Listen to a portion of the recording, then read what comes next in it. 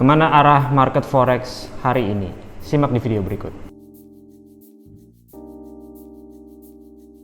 Oke guys, welcome back to the Traders Note bersama gue Rangga Wardana, dan inilah video seri mapping forex di mana gue akan memberikan analisa gue, pandangan gue mengenai market ya di beberapa pair, diantaranya gold, Euro USD, GBP USD, dan Eur JP dan juga GBP Jepang Yen. Dan kita akan melihat dari sisi day trading, dan kita akan melihat multi time frame analysis dari daily H4 H1, dan biasanya kita akan eksekusi di M30 atau di M15. Oke, bagi kalian masih pemula dan baru mengikuti YouTube channel ini, boleh cari beberapa playlist di atas gue taruh, at least kalian bisa start untuk belajar trading forex secara gratis dari playlist tersebut.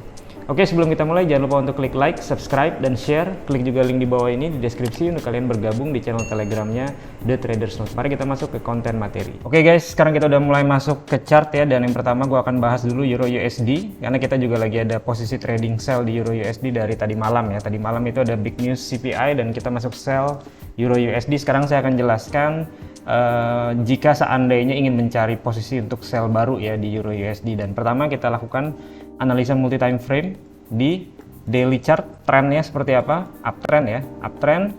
Namun kalian perhatikan di sini dia udah nge-break support, jadi dia ada direction ke bawah ya. Dan di sini ada beberapa level penting. Sebenarnya di sini ada resistance 1.0692, tapi dia udah mantul. Dan saat ini dia kemarin sempat naik lalu turun kembali. Dan kemarin itu pada saat naik dia reject dari level support yang cukup penting 1.0788. Jadi di sini saya munculkan level-levelnya ya. Kemarin dia reject di sini. Dan kalau kalian perhatikan candle di daily chart itu kemarin membentuk pin bar. Jadi harusnya hari ini si Euro USD arahnya adalah ke bawah ya, turun. Dan saya melihat potensi turunnya cukup besar. Dia mungkin menuju ke area-area support di bawah sini ya.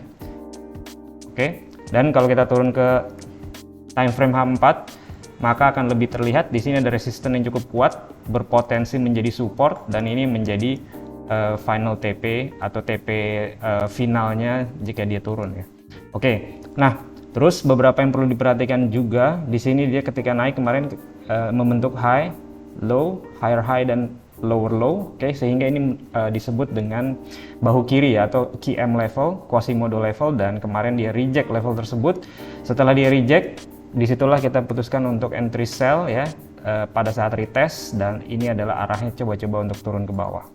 Oke, nah selanjutnya jika misalkan saya ingin mencari entry lagi ya untuk Euro USD hari ini, maka di sini saya melihat ya, dia sudah mulai, ini yang kotak biru adalah sesi Asia atas bawahnya. Jadi Euro USD udah keluar ya sedikit ke bawah di sesi Asia, supportnya sesi Asia.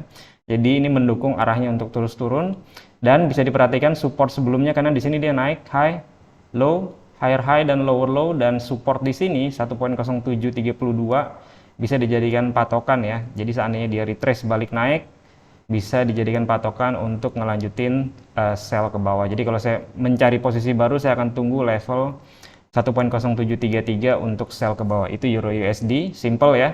Dan untuk final targetnya tadi udah dijelaskan ya, di sini sampai di H4 ya. Terlihat resisten kuat di H4 yang berpotensi menjadi support. Tentunya kaki di bawah sini ya, ini merupakan demand area juga yang bisa dijadikan sebagai target ya. Jadi selalu kalau dia udah bergerak cukup lumayan, misalkan 1:1, 1:1,5 risk reward ya, selalu usahakan untuk diambil sebagian dan stop loss geser ke entry point, dan saat ini juga kita sudah lakukan seperti itu.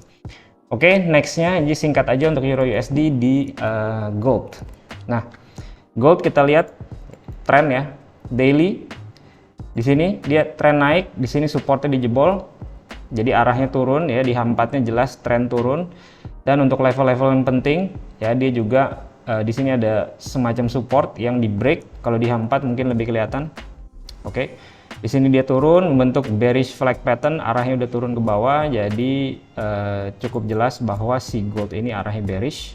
Oke, ini support penting, kemarin di reject, dia mulai jatuh, dan untuk hari ini, oke, di sini dia turun, ada support, dia naik, dan di sini dia ngebreak membentuk drop, base drop ya di level ini. Oke, so saya akan marking di level tersebut. Level penting untuk nge-sell-nya si gold. Sekarang kita turun ke lower time frame, misalkan di M30, dan di sini muncul sesi Asia ya. Ini dia udah berjalan, yang kotak biru atas bawahnya. Dan kalian perhatikan di sini juga dia membentuk high, low, higher high, lower low, dan dia udah keluar ke bawah dari supportnya CC Asia. Jadi di sini misalkan saya mau nge-sell, saya akan tunggu dia retrace balik ke support di sini. Dan ini harapannya supportnya jadi resisten, lalu dia lanjut turun. Nah, untuk final targetnya, karena di sini potensinya dia akan dijebol ke bawah ya, dan di sini saya perhatikan di mana level penting berikutnya adalah di level bawah sini 1830 hingga 1831, dan ini bisa dijadikan sebagai target finalnya ya. Nah, tentunya again di dalam trading, misalkan kita trading harapannya dia ada retrace ya, misalnya dia retrace balik ke sini dan kita tunggu ada rejection di M30, M15, kita masuk entry sell misalnya, stop loss diletakkan di atas swing high di sini. Oke. Misalnya sekitar, ini agak gede ya stop lossnya ya, karena dia range-nya lagi gede, 70 pips misalnya. Nah, kalau kalian merasa 70 pips terlalu besar, kalian boleh entry-nya digeser naik aja. Harapannya bisa, misalkan stop loss 50-an pips, ya kalian pasang entry-nya di sini. Jadi belum tentu dapat gitu ya. Dan ini bisa dipasang, TP1-nya adalah ke kakinya di sini, 1/1,8 di sini, risk reward-nya. Dan final targetnya itu dia bisa 1/4 ya. Misalnya seperti itu, jadi tergantung si tradernya itu bagaimana mengeksekusi tradingnya. Tapi di sini udah cukup jelas arahnya ke bawah, harapannya bisa retrace untuk cari posisi sell yang cukup baik risikonya ya. Oke, kalau dia lanjut terus turun ke bawah, saya nggak akan trading ya di tengah-tengah sini ya, saya akan tunggu di sini dan kita akan mungkin tradingnya besok ya. Kalau misalkan hari ini nggak dapet peluang untuk trading. Tadi udah euro, gold, nextnya di GBP USD. Nah, GBP USD kalau nggak salah hari ini jam 2 siang ya, sebentar lagi, 45 menit lagi, itu ada big news CPI, dan itu biasanya akan membuat marketnya whipsaw. Oke, jadi kalau ada big news yang semacam CPI, NFP, FOMC seperti itu, biasanya saya coba cari entry 2 jam sebelum newsnya ada ya, newsnya muncul kalau memang ada peluang. Tapi kalau misalkan seperti sekarang udah terlalu dekat dengan news, better kita tunggu newsnya muncul, harganya bergerak, dia ada whipsaw, baru kita cari entry yang bagus. Oke, nah di daily chart ya, trend untuk GBP USD, di sini dia trend naik, membentuk double top, dia mulai jatuh. Jatuhnya cukup impulsif ya, kuat, dan ini retrace.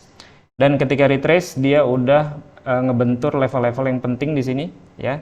Support pentingnya di sini juga supply area, kalian perhatikan dia membentuk 2 candle bearish Marubozu di daily chart. Jadi di sini Marubozu ke bawah, Marubozu lagi. Nah, di tengah-tengahnya itu merupakan biasanya supply area ya. Dan kita lihat di sini di lower time frame-nya juga kelihatan drop. Di sini dia base drop. Jadi ini merupakan supply area yang kuat, dan kemarin dia reject. Ini mendukung arahnya untuk terus turun ke bawah. Namun ya, untuk level penting di bawah di sini ada low, high, lower low, higher high. Jadi ini merupakan key M level juga ya, yang menjadi demand area. Jadi seandainya nge-sell GBP USD, pastikan TP-nya sampai sini aja, nggak usah terlalu jauh ya. Oke, sekarang kita mencoba mencari entry ya. Misalkan di sini saya directionnya ke bawah untuk sell. Ini sesi Asianya, oke. Range-nya cuma segini ya, agak pendek. 34 pips.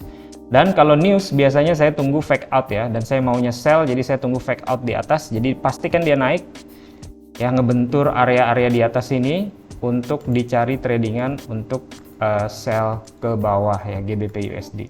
Dan di sini pun dia ada ekor yang cukup panjang, biasanya ada kemungkinan setengah dari ekor tersebut diisi ya. Jadi kalian bisa tarik Fibonacci ke sini 50%. Oke, setengah dari ekornya itu ada kemungkinan diisi, jadi seperti wick fill ya, ini kan wicknya ada kemungkinan diisi sedikit, lalu dia drop ke bawah levelnya sampai dengan 1.2240 ya. Nah, pastikan ini terjadi setelah ya newsnya keluar ya. Jadi biarkan newsnya keluar jam 2, kita tunggu 15 menit, kalau dia membentuk ekor, kita bisa putuskan untuk trading sell. Oke, dan ini bisa sampai bawah sini kalau seandainya full gerakannya. Tentunya bisa juga disesuaikan dengan risk reward ratio, TP parsial, dan seterusnya. Oke, saya akan bahas 2 pair lagi, Euro Jepang Yen dan juga GBP Jepang Yen. Oke, di sini adalah trennya Euro Jepang Yen. Oke, dia sideways. Di sini dia sideways trennya untuk di daily chart ya. Di sini ada resistance yang sejajar, dan saat ini di resistance tersebut ini jadi liquidity ya. Jadi yang ada kemungkinan ini dijebol ya. gitu. Ada kemungkinan ini dijebol ke atas. Oke. Nah, kalau kita perhatikan di daily chart ya, 2-3 hari terakhir naiknya kuat, dan di sini artinya di H4-nya dia ada resisten yang dijebol, Oke. Nah, di resisten yang dijebol tersebut, disinilah saya mapping ya, kalau harga balik ke sini ya atau ke sini, levelnya yang pertama 142.08, bawahnya adalah 141.30. Ya, di situ saya akan mencoba untuk mencari tradingan untuk buy dengan harapan setelah itu dia naik dan pecah dari resisten yang sejajar tadi ya. Oke, sekarang kita masuk ke lower time frame di M30 untuk Euro Jepang Yen, dan ini level yang udah kita mapping tadi, kita harus lebih jeli ya kalau di lower time frame-nya. Jadi dipastikan di level tadi yang kita bentuk di H4 ya, di M30-nya itu dia ada zone yang bagus ya. Dan di sini kan dia naik, turun, drop, base rally. Ini zone yang bagus, dan kita lihat ke kiri apakah ada resisten? Ya, ada. Artinya ini merupakan key level ya. Level tersebut merupakan key level ya. Dan di bawah sini ya lebih bagus di atas ini ya posisinya ya. Dan seandainya dia gagal di level tersebut, saya akan tunggu di base yang di sini. Oke. Untuk mencari tradingan untuk buy-nya. Oke, tapi yang pertama kita akan coba cari di sini.